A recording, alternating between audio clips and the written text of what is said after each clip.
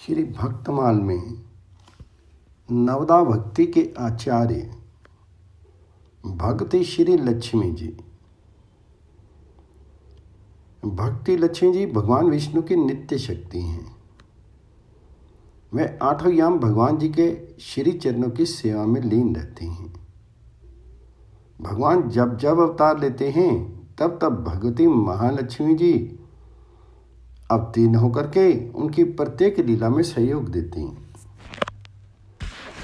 इनके आविर्भाव के अनेक आख्यान पुराणों में आते हैं। एक आख्यान के अनुसार महर्षि भृगु की पत्नी ख्याति के गर्भ से एक त्रिलोक सुंदरी कन्या उत्पन्न हुई। वह समस्त शुभ लक्षणों से शोभित थी, इसलिए उसका नाम लक्ष्मी रखा गया। धीरे धीरे बड़ी होने पर लक्ष्मी ने भगवान नारायण के गुण प्रभाव का वर्णन सुना। इससे उनका हृदय भगवान में अनुरक्त हो गया। वे भगवान नारायण को पति रूप में प्राप्त करने के लिए समुद्र तट पर घोर तपस्या करने लगी। उन्हें तपस्या करते करते 1000 वर्ष बीत गए।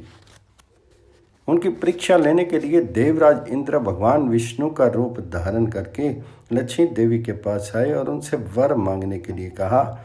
लक्ष्मी जी ने उनसे विश्व रूप का दर्शन कराने के लिए कहा। इंद्र वहां से लज्जित होकर के लौट गए। अंत में भक्ति लक्ष्मी को कृतार्थ करने के लिए स्वयं भगवान विष्णु पधारे। भगवान जी ने देवी से वर मांगने के लिए कहा। उनकी प्रार्थना पर भगवान जी ने उन्हें विश्व रूप का दर्शन कराया। तदंतर लक्ष्मी जी की इच्छा के अनुसार भगवान विष्णु ने उन्हें पत्नी रूप में स्वीकार किया। लक्ष्मी जी के प्रकट होने का दूसरा इतिहास इस प्रकार है।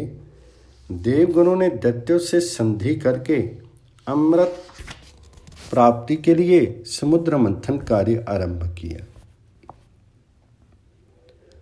मंद्राचल की मथानी और वासुकी नाग की रस्सी बनी। भगवान विष्णु स्वयं कच्छप रूप धारण करके मंद्राचल के आधार बने। इस प्रकार मंथन करने पर क्षीर सागर के क्रमशः कालकूट, विष, कामधेनु, उच्छ्रेवा नामक अश्व, ऐरावताती, कौस्तुभमणि, कल्पवृक्ष, अप्सराएं, लक्ष्मी, वारनी, चंद्रमा, शंख, शांग्रधनुष, धन्वंतरी और अमृत प्रकट हुए। क्षीर समुद्र से जब भक्ति लक्ष्मी देवी प्रकट हुई तब वे खिले हुए श्वेत कमल के आसन पर विराजमान थी। उनके श्री अंगों से दिव्य कांति निकल रही थी। उनके हाथ में कमल था। लक्ष्मी जी का दर्शन करके देवता और महर्षिगण प्रसन्न हो गए।